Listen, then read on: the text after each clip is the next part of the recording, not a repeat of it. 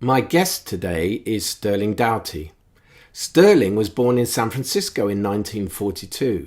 He went to university in California, Switzerland, and Germany. In 1967, he moved to the coastal mountains of Big Sur, California, where he was engaged in a variety of occupations and became involved with the Esalen Institute and a group studying the teachings of George Gurdjieff. He had his first psychedelic experience with LSD-25 in 1968. He personally knew and studied with many of the early leading figures of the human potential movement and several teachers of awakening. In 1980, as the unique culture of Big Sur began to vanish, he emigrated to Switzerland and pursued a career in journalism and then in English teaching until his retirement. He has travelled widely and now lives in a small town near Zurich. Welcome, Sterling. Thank you. The subject is talking about awakening. So I've got a little bit of a lead in to help us get into that. So I want to start by talking a bit about the limitations of language when discussing subjects like awakening. There's no problem when talking about subjects like construction, for example, because it involves the exchange of objective facts. Bricks can be measured, weighed, and counted. Language between two bricklayers building a wall can be efficient and accurate in conveying information. However, when discussing spiritual matters, things get a bit trickier. In fact, even saying the word spiritual presents problems. Why? Because what spiritual means to me may be quite different to what it means to you. Words can mean different things to different people. To a Christian, the word spiritual would involve a belief in God. To a Hindu, it would mean a belief in many gods. Whereas to a Buddhist, the word spiritual has nothing to do with the belief in a god, but relates to a belief in the teachings of an historical figure.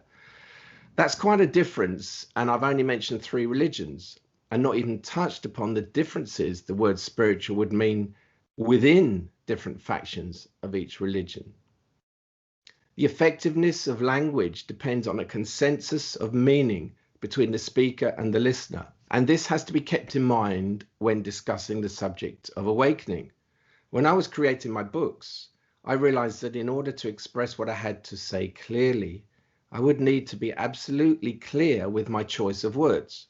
I defined exactly what I meant by certain words as they arose. So we'll get into what I mean by awakening later, but first, Sterling, what do you mean by awakening, and perhaps even more importantly, does it even exist? It exists in my view, and in my view is based on my personal experience. When I was younger, I had up until I was in Big Sur in the late 60s, I really had no particular interest in any of what we call spiritual matters or esoterics or awakening or whatever. But during that time period, I began to discover a whole bunch of new things, particularly at Esalen with the people that were there, the human potential movement, LSD, and so on, and the studies, especially Mr. Gurdjieff's work, which put suddenly a lot of my life experience into a context that I could understand in a new way, if you will, a kind of structure that made it possible to see what had happened to me at various points in my life, particularly the idea of the awakened state, which is to me a somewhat higher, not in the sense of better, but just in a kind of material sense of a higher level of vibration, if you will, way of perceiving reality. And I discovered that personally, basically probably through racing cars, and when I was young as a hunter and with dancing, that I had these experiences which were really not personal experiences, where I wasn't really present anymore.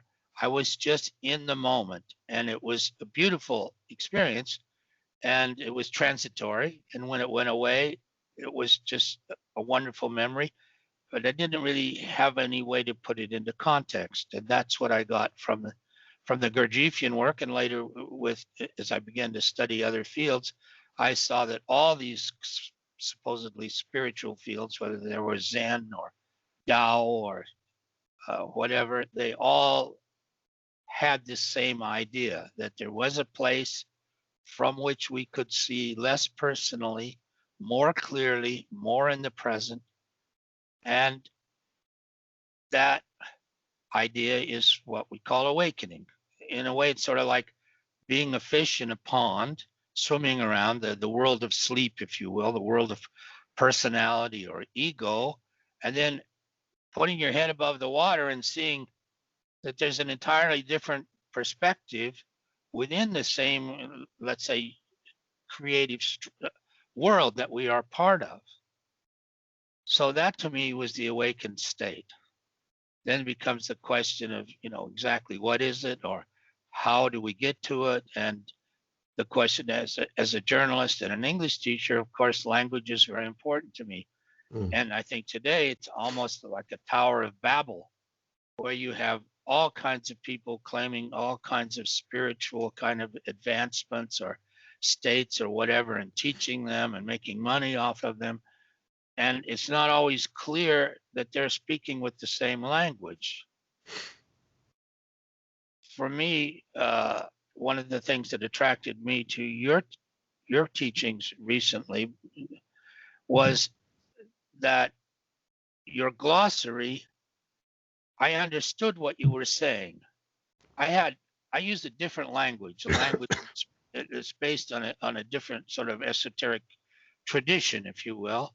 But I understood pretty clearly. It was like you were talking French and I was talking English, but I could understand your French because I knew enough of the terms. I might be using a different word, but we were talking about the same thing.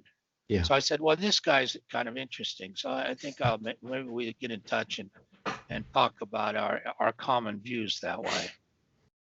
So as I said, for me, the original thing was I had these experiences which were transcendent, and I knew that, but I didn't have any way to frame them within a context that I could use to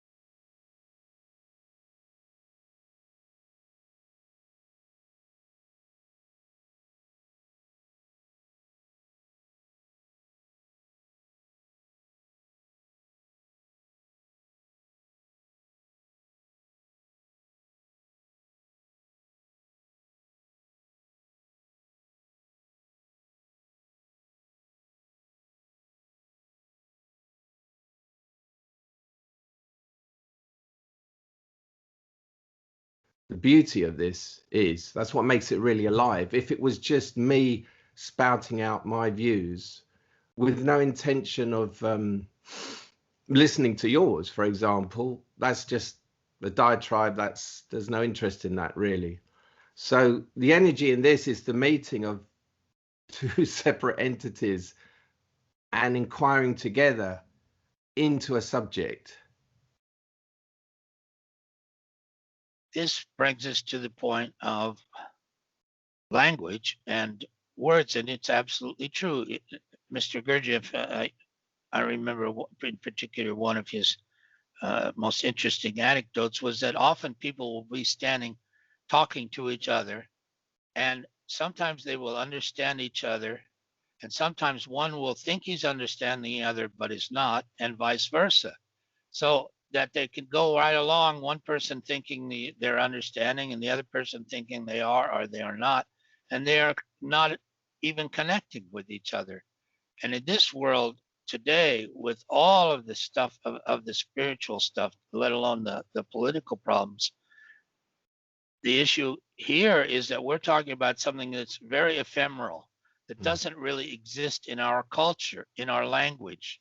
The idea of the awakened state or awakening may exist to some degree in Japanese culture, or in Tao, in Zen in Japan, Tao in and some of the Buddhist traditions, but it doesn't really exist in the Western world as a let's say an accepted phenomena. So people have adapted these things from other cultures that they're not really comfortable with, and they speak about them.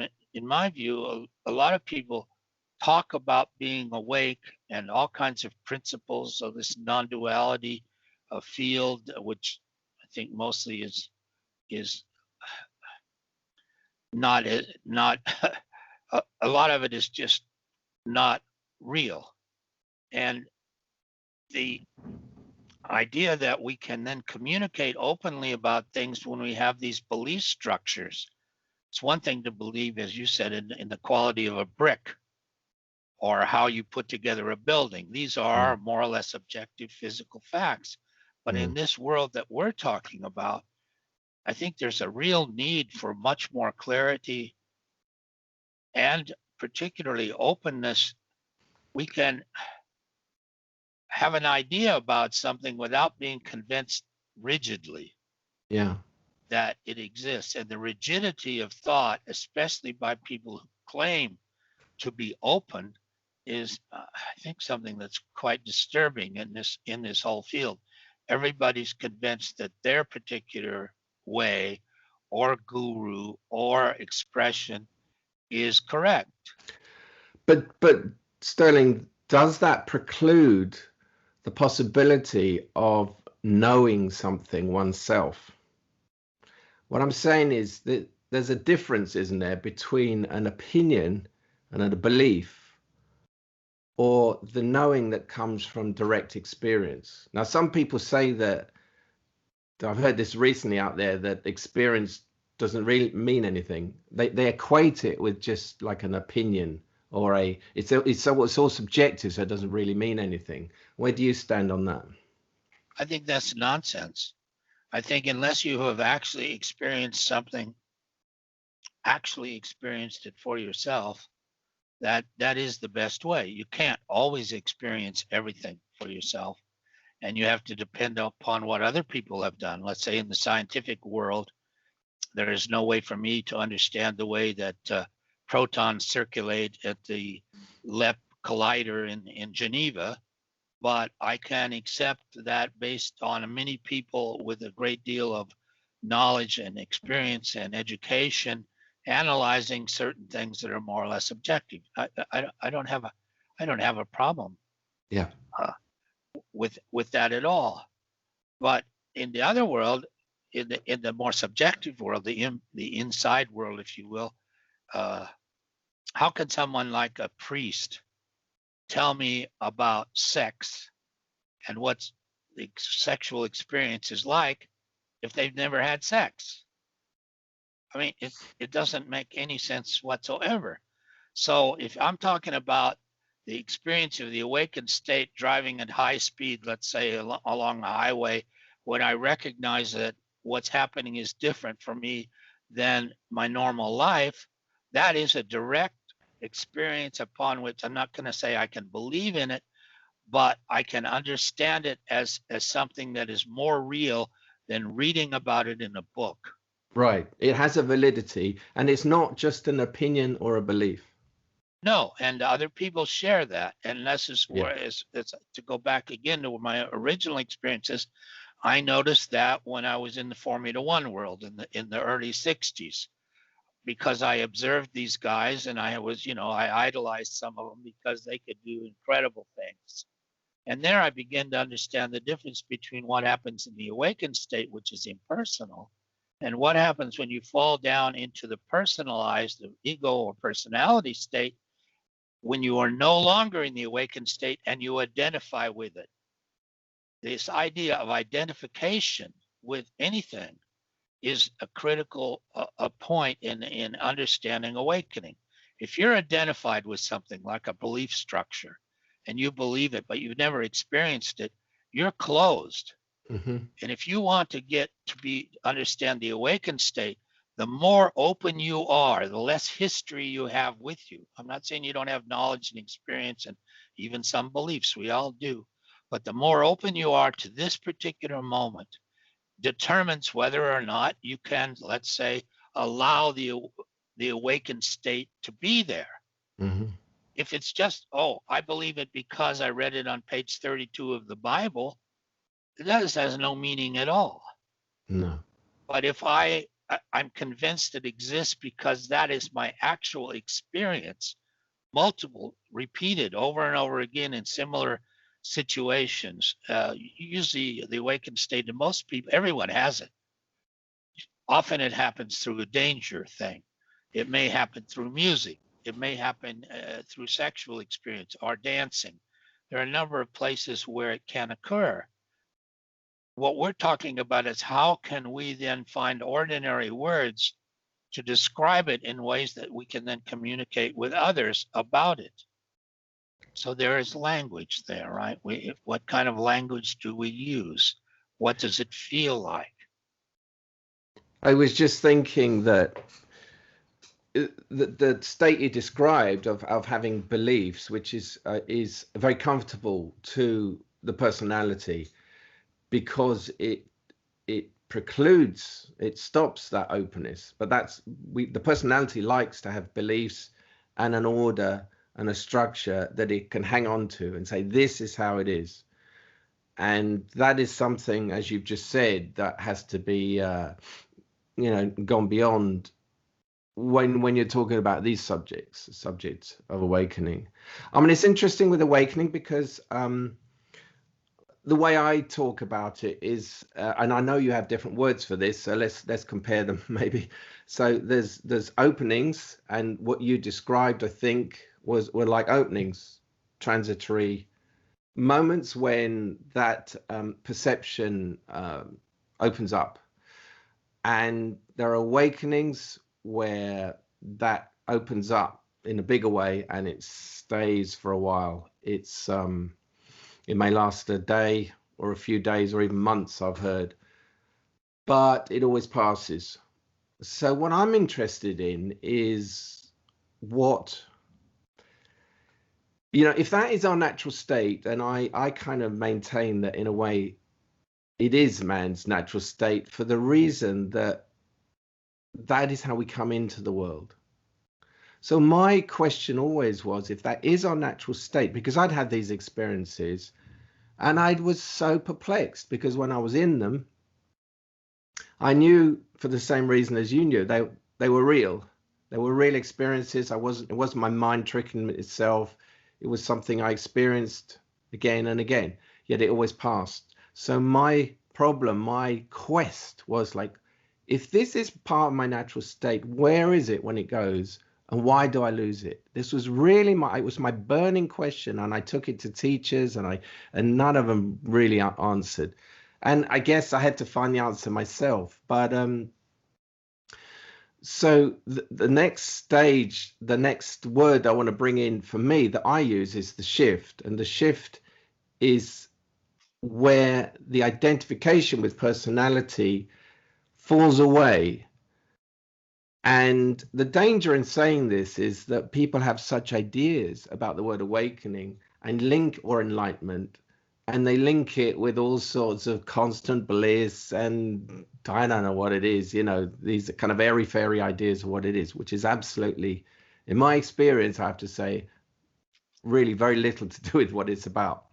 But there is something called the shift I have found where that seeing through of identification with personality becomes permanent.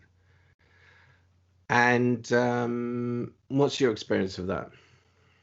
Well, first, in terms of the vocabulary that you use and that I use, that's pretty simple.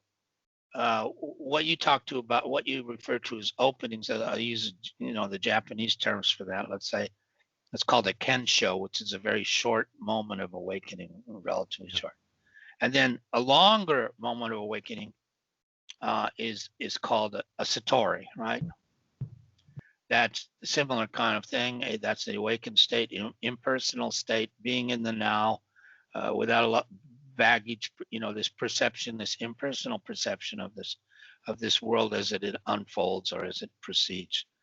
And then what you call the shift is where that state becomes sort of the base state, that awakened state. And before that happens, you go in and out, and then people are looking for this. One thing I can say is that the harder you, in general terms, the harder you look for that state, the harder you strive, say personally, egotistically, or personality-wise, to reattain it, the less likely it's going to be happening because you're no longer open. You're in this kind of search. And I would guess but still, sorry to interrupt, but that suggests, can you not search but with openness? Yes, you could, but and this is a real tricky part. How do you look for it? If you're looking for it because you're really exploring?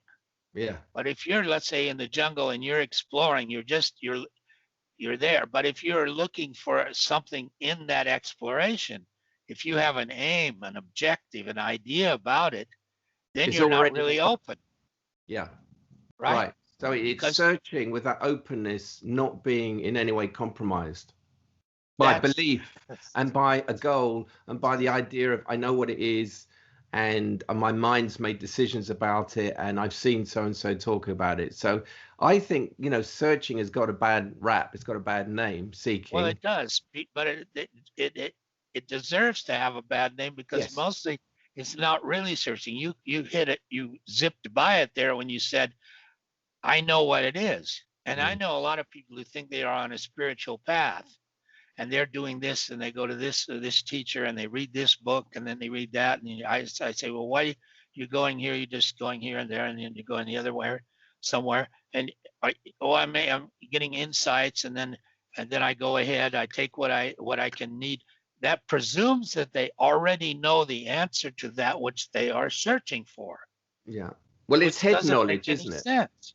It doesn't. If you're searching for, if you already know the answer, what are you looking? Why are you going to somebody else to look for it?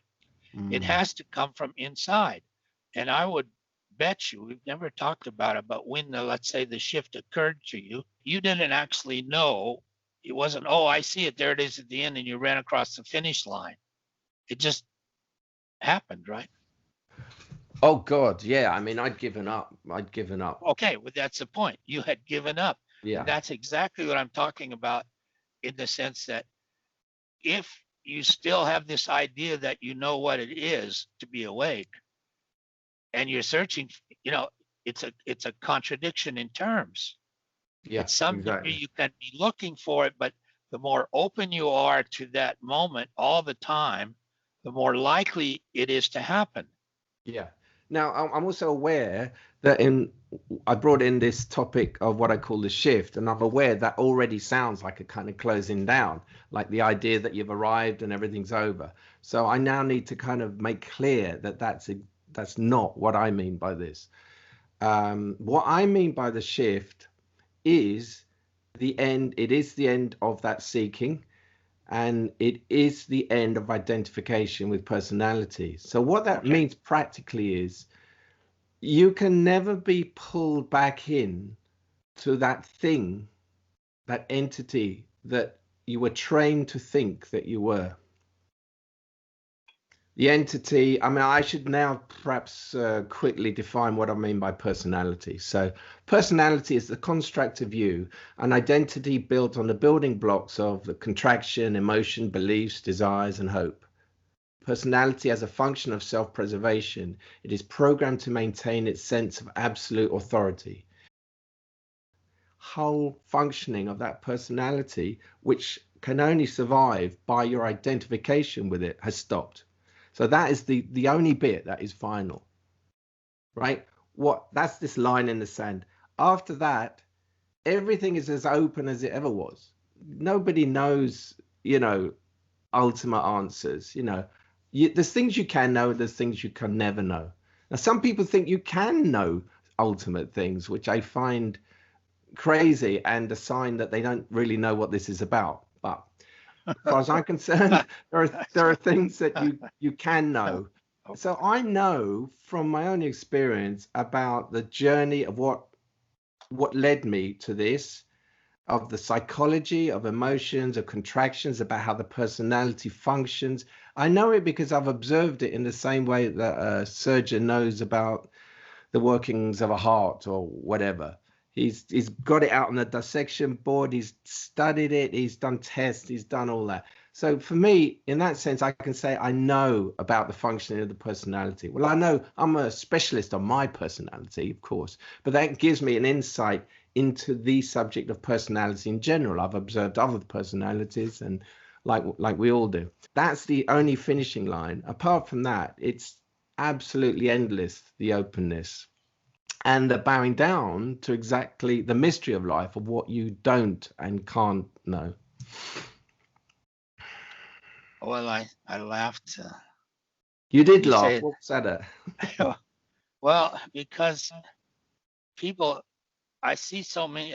I've been studying the stars sort of since I was a little kid, and then I've always been fascinated. And now with these Hubble telescopes and stuff, and I can see photographs that go back 15 billion years. And in my own view, this, what we call the Big Bang, this creation is most likely just a bubble in a infinite bubble bath, if you will, of universes coming and going over time. And then I suddenly see two guys sitting on a stage with the clip mics. I call them the Clip Mic Club. Yeah. Talking about all of creation in such casual ways, as if they had just decided to buy a box of cereal or a new pair of shoes or something. And it's so bizarre. I can't even believe that these people are real. And when I was in university, the only things that really attracted me a lot was the theater of the absurd. And now I see a lot of what this spiritual stuff is people acting, in fact, as if they are part of a play in the theater of the absurd, while at the same time making a presumption that they actually know everything about the universe and can sit there and get paid by other people to tell them what the hell it's like. And it's just, to me, it's an insult to the universe to make such presumptions. We can learn a lot of things. We can have a lot of experiences. We can experience new states. We can become, let's say, a more evolved being. After all, we evolved from I don't know what, from a fish or a microbe. So change is possible and necessary. But the presumption that we can know everything, that's completely insane. To me, that's a presumption that is the conceit of personality. It immediately, for me, is a sign of personalities in the driving seat there. And then those people are not, in fact, awakened. And this is the big problem that we have in terms of a lot of what's being sold today. Yeah, is that the people that are doing the selling don't really have the product. That's a good way of putting it. Yeah. Well, so there's a difference. I think the really important difference is I'm making a distinction with, what you've just said, that people who think they've got the ultimate answers, that's one thing. But that doesn't mean that one can't talk or even teach. It's rare, I think, about what waking up is and what awakening is. Right. And It's I a think the reason for that is because for me, like I said, waking up is not the presumption that one has the ultimate answers, but it is the confession that something has happened in this life which is different to what apparently is going on in Joe Blogg's next door. And that's true. that's not implying, the danger there is people think, oh, you're better than them. That presumption doesn't come in either, but it certainly doesn't also preclude the expression and acceptance of what has happened. I mean, that would be insane. Just Why being would one do awake, that? there's very little personality in the awakened state. Okay, that I think when you're in it, you can't be otherwise. Let's say if you're driving a car down the road and you're completely awake, and then something happens, like a child runs across the road. If you think, oh my God, I'm going to hit this child, this, and you drop back down into personality, what happens is that time speeds up and you're more likely to kill the child. If instead your satori, or your degree of awakening, if you want to call it that way, is strong enough, you see this, or you, and it's a kind of in quotes, sees the situation, is able to respond to it in a way to avoid the action, then you stay in the awakened state and it moves on, because time is a very important factor in this. And when people, but that's all it is. It's a different state than the normal sleeping state, but it is not some kind of absolute state where it's just permanent bliss and there is no suffering and there is no this and there is no that. This is nonsense. You see it. Where do you see it mostly? In the west coast of the United States, there's a group of people who believe, non-dual people who sell the idea that if you get to this state, everything is perfect and blissful and there's no suffering, there's no this, and there's no that. But they're, wealthy white, generally wealthy white Americans who live in a very privileged part of this planet. And they presume that because they live that way, that they are somehow better than others and that they have transcended all the need for facing reality as it is. And that to me is complete. And they've extrapolated it to the point that they believe that they are at the end point, like you said earlier, that they've gone to the ultimate understanding instead of to a simply or a better understanding of where they are. And the great irony is, of course, the pose they're taking is a kind of contraction in itself. It's a lack of openness in itself. Because it's very limited within a certain very fixed structure. Yeah. They're sitting on the stage, or they're giving little lectures, and they have this little, very comfortable little scenario. Yeah. If somehow, I suggested this once to somebody involved in this field, this non-dual field, that instead of having these things at luxury hotels in Marin County or Florida or Tuscany in Italy, that they hold something like this in Mogadishu, or now today, perhaps better would be in Yemen. Mm. And then suddenly the reality in which all of this nice talk is going on would no longer be there. How would they in fact react if credit cards didn't work and there were bombs falling and there were no food in the stores and so on? Would they really be so calm and in perfect bliss? It's clear that that's not what would happen.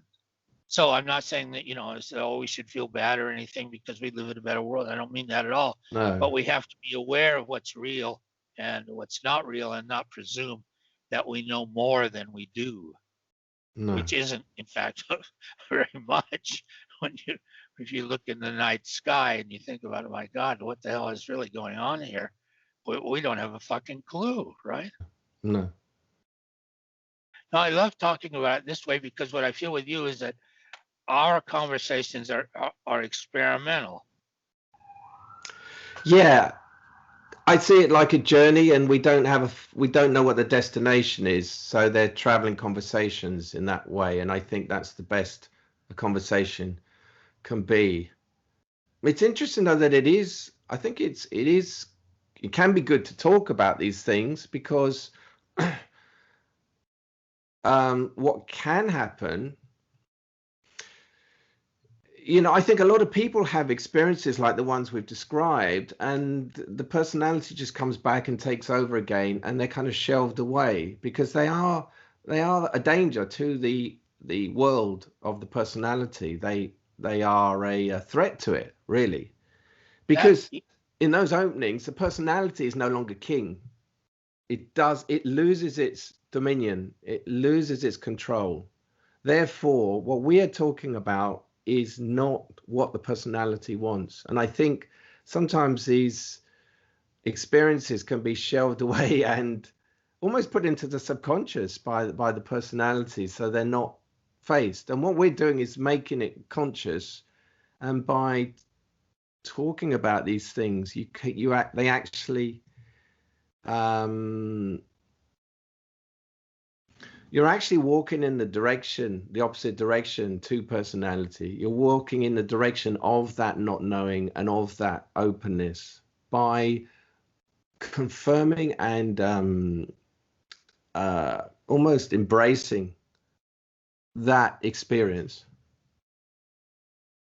What you're talking about there, to me, the importance of what you're getting at there is that talking about it allows us to kind of develop a context in which we can better understand the various states of consciousness that we find ourselves in, and put our experience in, as I said back in the beginning, in some kind of a very rough kind of structure, which allows us to understand the experiences better.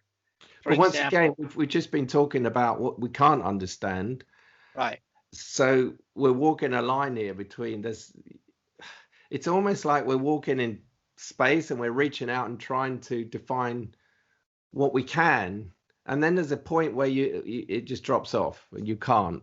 But this is true. Yeah, Gurdjieff called this the absolute. I know that sometimes absolute has a different meaning, but his idea of how people could evolve, that there were people, he gave people numbers and so on, whether that's right or wrong, or it's just a structure, a convenient structure to allow a kind of discussion. That's one thing. But at some point, what he called the absolute, other people might call God or something, but without attributes, he just said it very clearly: human beings cannot understand this state. Okay, that's fine with me. I look at, if I walk outside at night, I realize that I have not a fucking clue what the hell is going on. It's a wonderful, incredible, fantastic thing down here where we live. Okay, it's also still wonderful, awesome, beautiful, and sometimes pretty horrible. But what we're trying to find is a context. Like you said, people have this experience. Now it's coming into ordinary life now. In sports, it's called the zone, right? Yeah. So if Roger Federer is in the zone, then he's actually in an awakened state playing tennis. Same with Rafi, Nadal, or Djokovic, or the other people. That's great. The same way that the Formula One drivers that I knew as a kid, Jimmy Clark, Jackie Stewart, all these, these guys were amazing. They were in the zone. They were awake.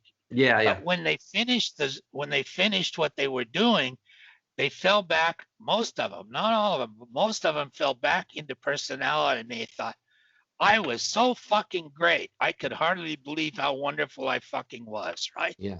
Then they have lost that sense of that impersonal, natural self, as you call it. Yeah. And they have fallen back into, and the personality has grabbed that experience and taken it for itself, which completely obliterates the absolute wonderfulness of the discovery or the understanding of what they experienced. Yeah, the closing down has happened. The personality has claimed it as something it owns. in order to strengthen the personality because of the threat of this Exactly. experience. I mean, I'm also reminded of thinking about Picasso and his Picasso painting, and he's in the zone. He's so inspired, and he obviously is.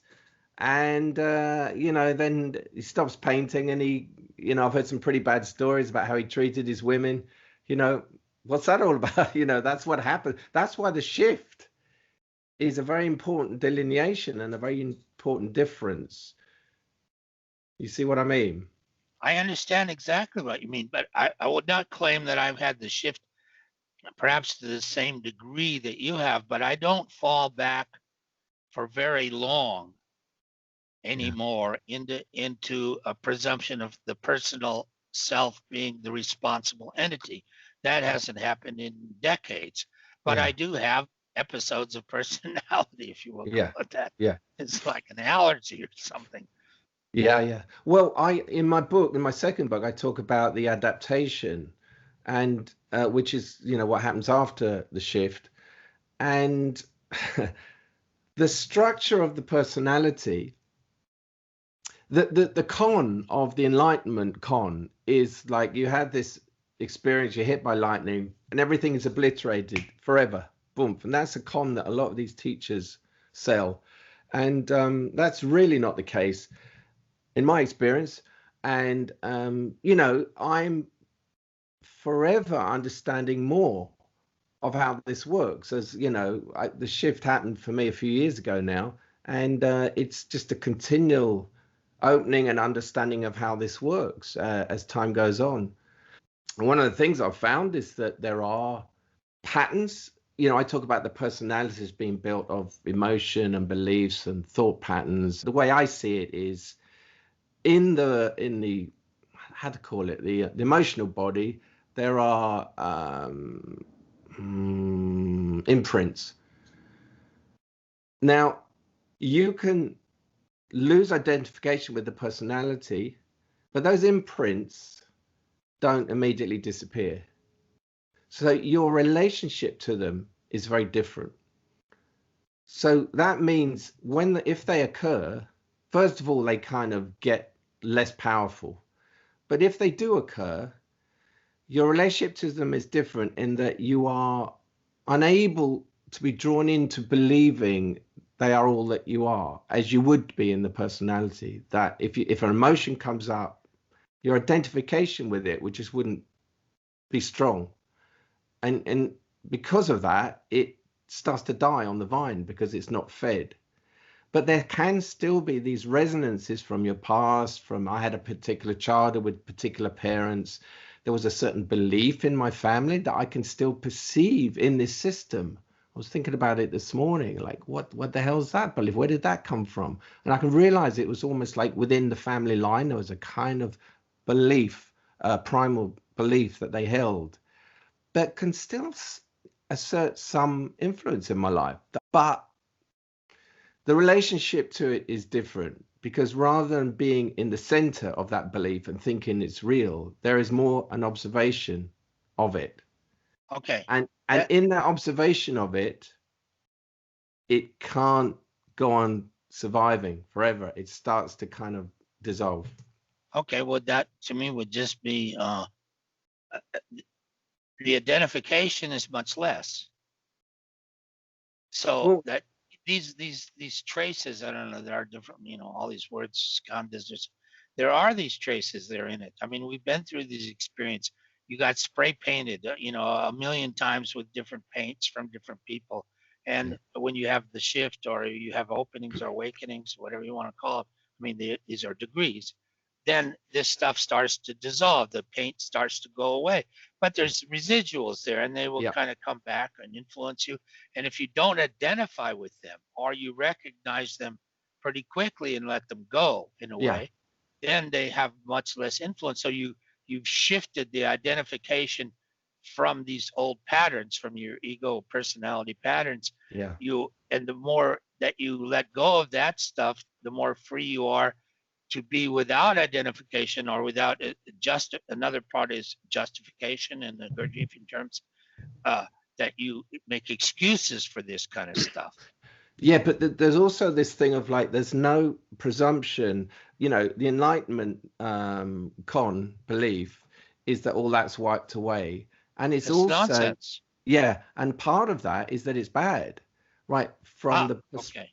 From the perspective beyond personality, if it is observed that there are certain traces from a belief that are still a kind of resonant in some way, there is no judgment on it that is bad. It's what is seen. And that's a very different part of this, what happens without identification. There isn't the judge that says, this is good, this is bad, this is not spiritual. There is just the seeing of what is. And in that is the environment in which, if healing is to happen, healing meaning the dissolution of those things, then it will happen. But there's almost like there's no need of that happening. But I am observing that there are certain distant things, and that happens.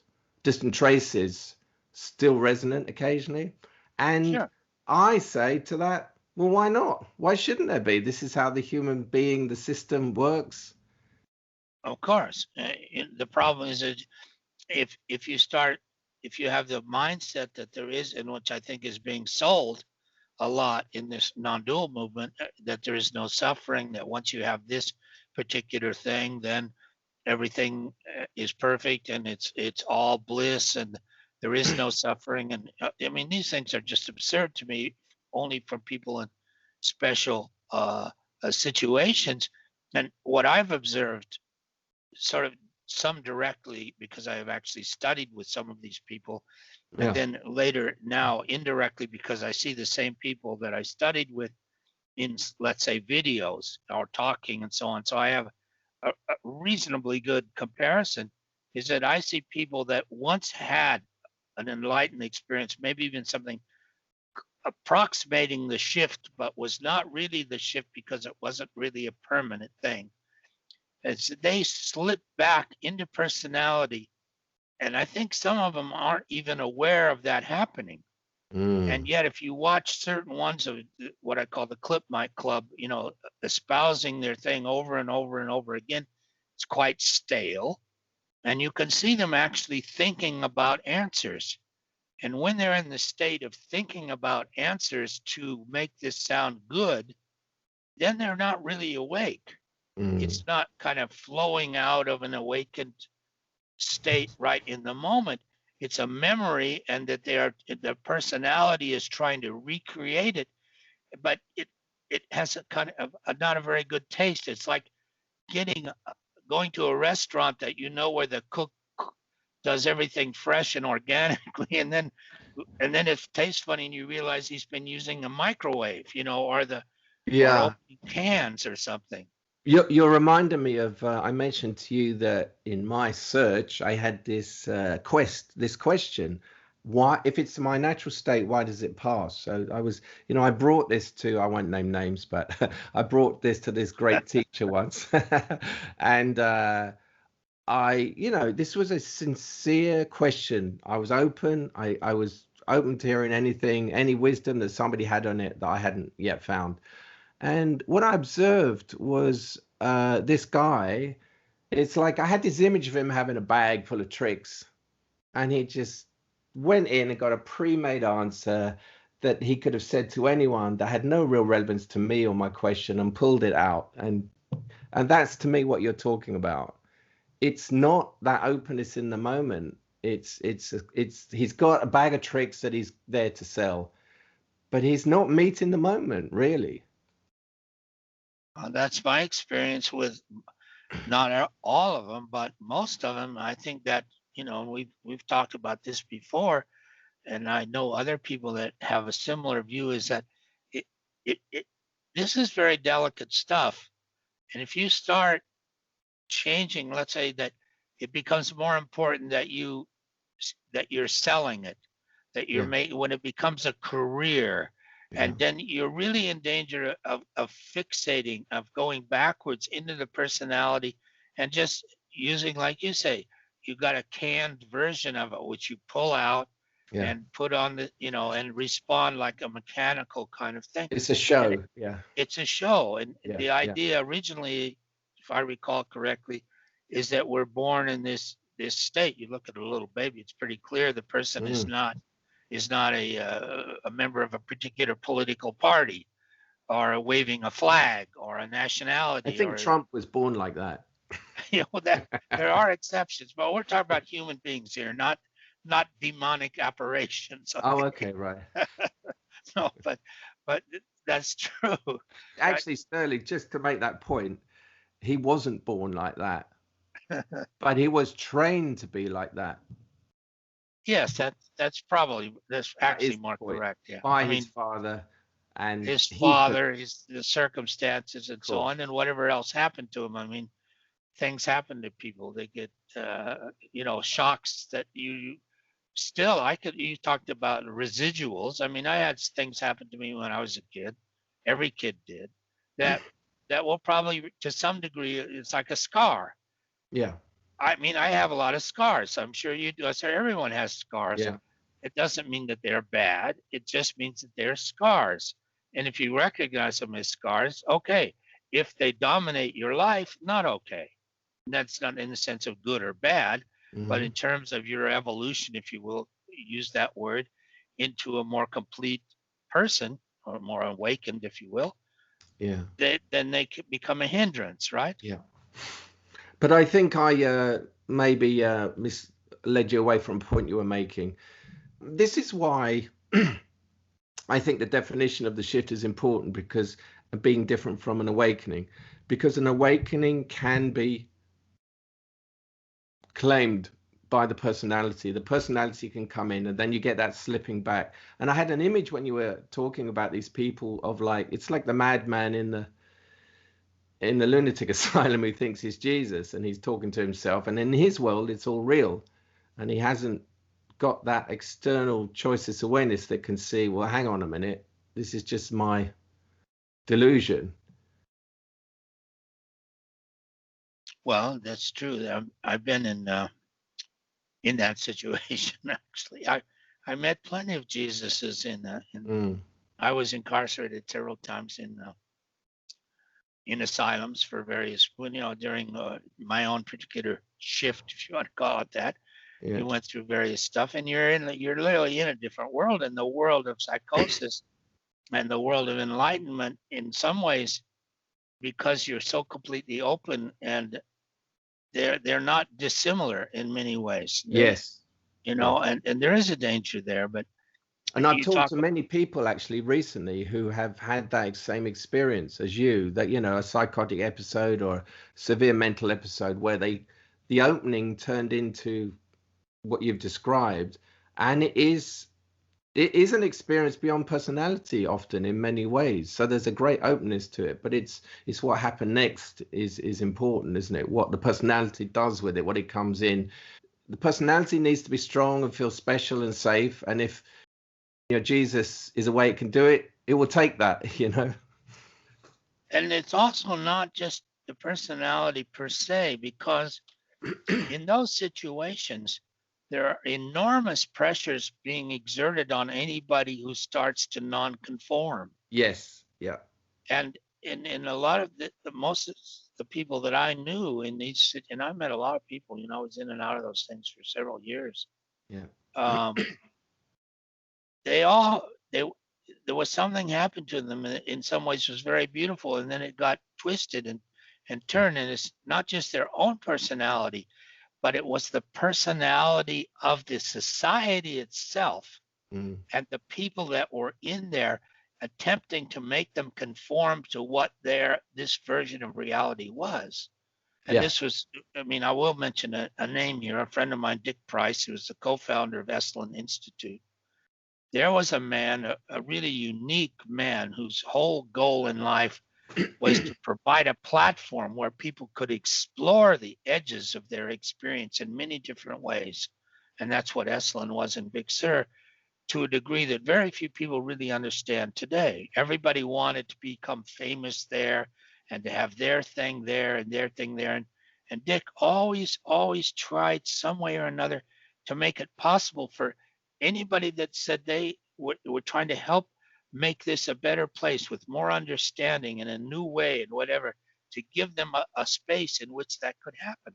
And it did work for quite a while. And then at some point, the society itself shifted in such a way that that no longer was possible there. Then it becomes a resort for rich people. They'll want to pretend they're going to wake up because they walk around the baths somewhere. Yeah. And, you know. And to me, this is the touching on a kind of principle, excuse me, that I brought up before, which is that to the personality, any moment of awakening is a threat. And to the group personality, so the culture, society, anybody who's this, or even having an opening to it in a psychotic episode, is a threat to their status quo. So it has to be closed down. And, you know, I think the brilliant film One Flew Over the Cuckoo's Nest, in some ways, is a fantastic example, storytelling of that happening. Spiritual teachers now have a very bad name because of the so many cases of abuse and misuse and bullshit going on. So from your point of view, is there still a place for a spiritual teaching? I think there is, but I think it's a very difficult place. It's not only the abuse by the teachers of the students, which is rampant, not only in spiritual teaching, but in any positions, situations where you have people of immense power compared to people of very little power. You know, in the entertainment industry, for example, I had a lot of experience with people in the movies. Yeah, and then if you bring brainwashing in as well, then you bring in brainwashing, and then you have career choices. You have people that if they are, let's say, on the media, all these stories coming out of, it's pretty horrible. And then you have these gurus coming, a lot of them from the East, who might have been pretty good people early on, but whose state, and Gurdjieff remarked upon this yogic state, the heart people, they weren't strong enough to withstand the pressures of this, let's say, of the modern world, the developed world, and they became corrupt themselves. I think this is a huge problem. But more to me, when you say that, just to interject quickly, that simply is another way of saying personality comes back in. Of course, yeah, because well, that's it. Is that the world as it's such is an enormous is a personality structure. What we call the developed world, our culture, and so on, is based in personality, and people that step out of it, if they're fragile, they fall easier to fall back. That's why the fourth way, which was the Gurdjieff teaching and others, and I hope something like what you're trying to do works with more centers at once, and it should be stronger in a way, and promising less. You can't promise this stuff. It cannot be taught as if you're teaching carpentry or physics, but it can be, in my mind, you can help people to become more open to allowing it to occur. And that's not exactly teaching in the normal sense, but an exploratory, experimental format that's open and honest, and that doesn't promise the sky or promise a kind of subjection to a cult, which is what happens with most of these people. They create cults which go on and on and on. I was with one teacher, let's say 20 years ago in Italy, and this guy is still active. And if I look at the videos of his groups, all in luxury places, organic food, you know, create and blah, blah, and blah, blah, the same people are still there. So if I go to a carpentry course for 2-3 years, fine. But if I go to it for 25 years and I still can't fucking hammer a nail into a board, what's the point? It's hypnotism, delusion. It's nothing. The point is that most of these people, in my mind, are not able to sell what they are selling. Yeah, but I'm almost not offering an apology for these people, but try it. I'll try. Well, this is open discussion, isn't it? If they pay you enough. I myself in this position, but still. Now, so the scenario you've painted there of somebody coming to a teacher to learn about this, and they're still there 20 years later. Well, the only point I wanted to make on that was that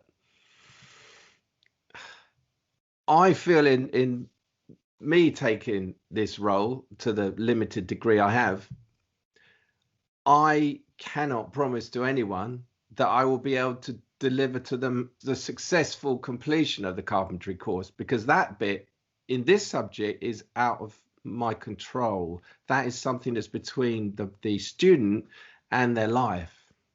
So that's a very big difference with the way I talk about it. Maybe these people you're talking about do say, just listen to these lectures, take on these concepts, and then you'll have it.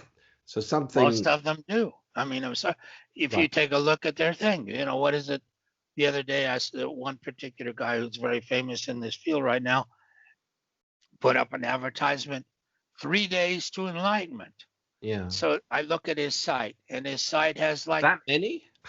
Yeah, right. That's what I said. If you give me 3 days, who is that appealing to? That's appealing to the personality. The personality wants things now. They want it quick. Show me how to do it. I'll apply myself and I'll get it. Well, this does not work like that. This works in a way that we do not really know. Of course not. We have no idea how it worked, or even I don't know how it worked for me. I can describe it after the fact. I can describe the conditions. So it's the same thing. I do know to an extent how it happened to me on the physical level and psychological level. But what happened and why it happened then was beyond me. And the fact that it happened was beyond me. It's nothing to do with my achievement at all. Well, nobody seems to know. I mean, I know, like, let's say personally, several dozen enlightened people. And I think a lot of people had the experience and then fell back. Personality kind of gobbled it back up. I think that's very common. And that you can see by watching their videos and how they are in the moment on the stage now 10 years later. That's all true. So it can't be taught in a normal sense because it doesn't conform. It's not the same subject matter. Can it be taught at all? That's an interesting question. I went originally to a thing that promised with a whole set of different exercises and lectures and so on that they could produce the shift. Permanent 24, it was called, 24 being the level of Satori in this particular numerical system that derives from Gurdjieff's ray of creation about levels of consciousness. That would happen. And now it happened to me more than once. It wasn't obviously permanent in that ordinary sense, but it did happen.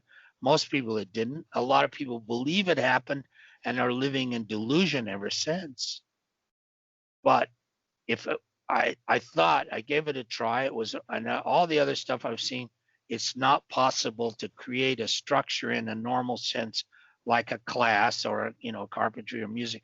It's not possible to really teach it. It's possible to, in my mind, as you asking me this question, it's just my opinion, that it's possible to create an environment where it's somewhat more likely to happen, to be open and exploratory with a kind of ground base of understanding, like we've been talking about today, about the vocabulary. What are we talking about? How can we talk about it? That is possible. How successful it will be is really almost immaterial.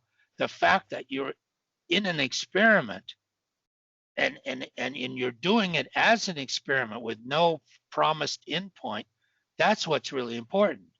If you get a result, fine. If you don't get a result, also fine. You have an honest attempt to try to see if something can be, the possibility for something can be enhanced. And the bottom line is, if the yearning and the feeling for this, to find out about this, is in you, then it's in you and you're following a natural instinct that's in you. So that's all you're doing. Why wouldn't you do that? Just as if you want to paint and you have an ability to paint, you're going to paint. That's the fulfillment of your life. For some people, it seems, the fulfillment of their life comes down, everything else boils away, and there's only one thing remaining. that matters, and that is, what the hell is this? What is that state that I've tasted? Is it real? Is it who I am? If it's not who I am, who am I? These questions become the only thing that matters. And I would say that if that is the case with someone, that is the kind of necessary combustion pressure that is needed where shifts can happen. And then to be in an environment where this subject is cultivated and open to and expressed, that can be helpful. And of course you're going to do that because that's what you're interested in. But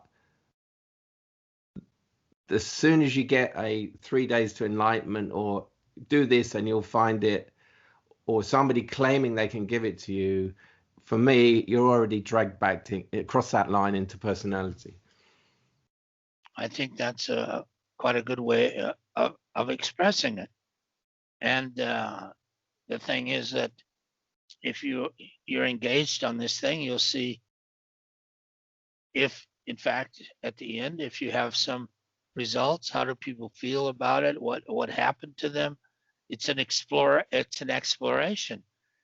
But if the exploration has to have an endpoint, like you said, you sign up for the exploration, we take you here, there, and there, and you will discover this, that, and the other thing. And then when you're finished, we'll give you a little badge that says, I am now awakened.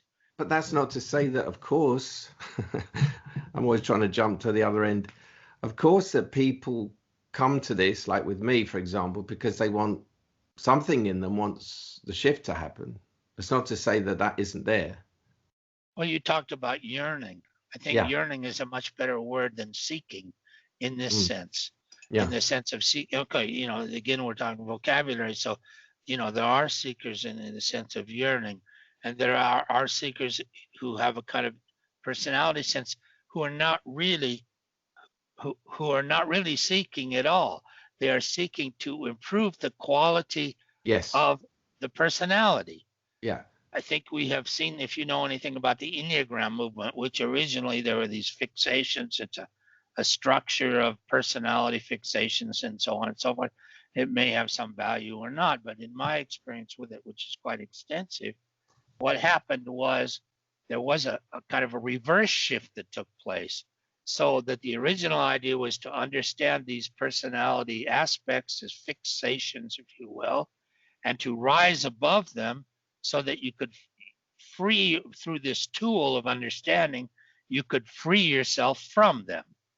But what in fact happened, and what's happening today, is it's become an entire industry where people are seeking to improve their fixations, their personalities, and make them perform better, and make them perform better in relation to other personalities, which is the exact opposite of what the original idea was. So this is a real theme, isn't it? Personality came back in and claimed it and diffused its threat.